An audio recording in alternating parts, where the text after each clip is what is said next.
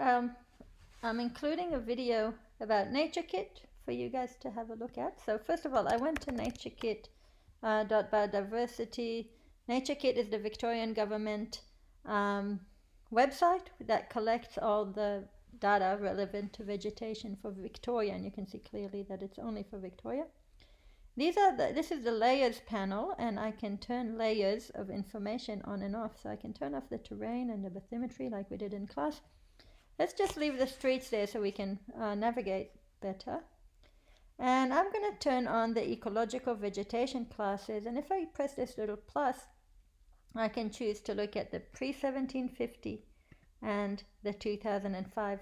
If I go to this little menu over here, I can choose to see the legend, so I know, as you can see, this is the Mallee, right? The Mallee region we talk about in class, this uniquely Australian vegetation. So if we look at the Mallee, let me close this panel. Pre-1750, you can see that this habitat has been really extensive, this vegetation class, and there's very little of it actually left, and it's left in certain national park. Everything else has become agricultural land. There's been a big land use change.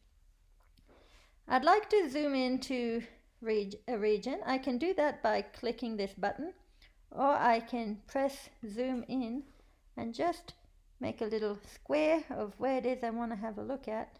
Okay, so let's look over here. Lilydale, for example. So this is too far east from my house. But say you want to go to your 5K and work out what kind of vegetation you have there.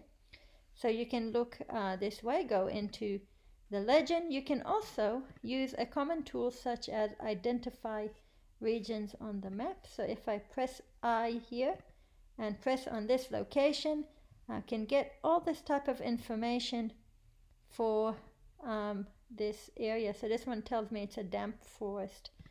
Okay, so I can find out individual data. I can keep closing these and come back to the layer.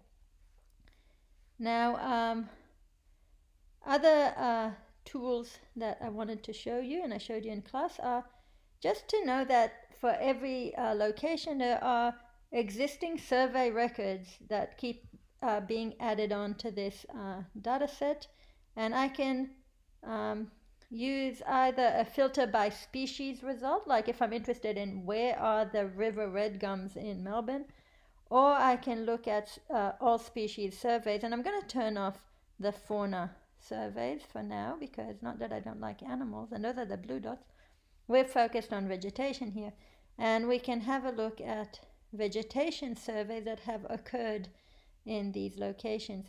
And if I press on this one, I can, sorry, that's not what I want to do.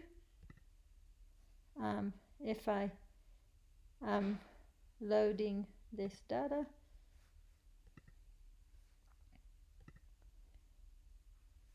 there is, sorry,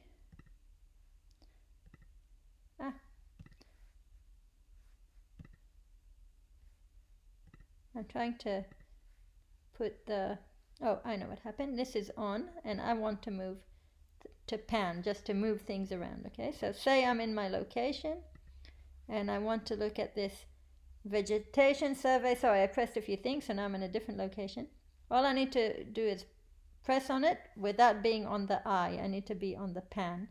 And I can see that there's weeping grass there. I can see all these different species exist at that location at the same time. So if you're interested in what's in your street, right, so I'm going to find where I live, for example, or where I did my survey. I'm actually not sure where I am here.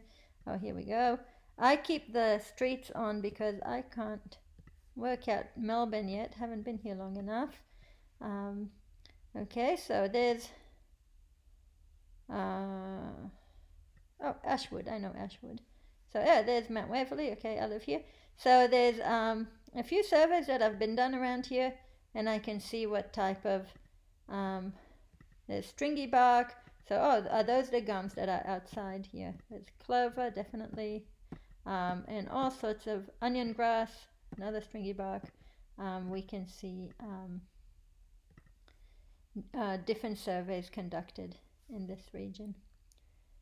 So that's it for the type of information you might need. So that's the layers and the data.